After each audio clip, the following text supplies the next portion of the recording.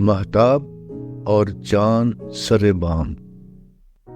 مجھے اس خواب نے ایک عرصہ تک بےتاب رکھا ہے۔ ایک اونچی چھت ہے اور چھت پر کوئی مہتاب رکھا ہے۔ اس شعر کے خالق خاور اعجاز ہے، جنہیں اگر چھت پر مہتاب کے خواب نے بےتاب رکھا تو انور مرزا پوری کی تمنا بھی کچھ مختلف نہیں تھی جو انہوں نے ان الفاظ میں بیان کی۔ اے کاش ہماری قسمت میں ایسی بھی کوئی شام آ جائے، ایک چاند فلک پر نکلا ہو، ایک چاند سرے بام آ جائے۔ چاند جب سرے بام آیا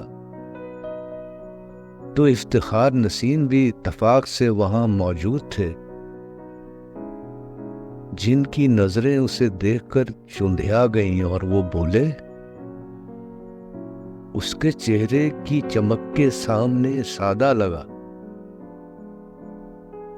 آسماں پر چاند پورا تھا مگر آدھا لگا۔ یہ ماجرا دیکھ کر ابن انشا سے کب رہا گیا تھا،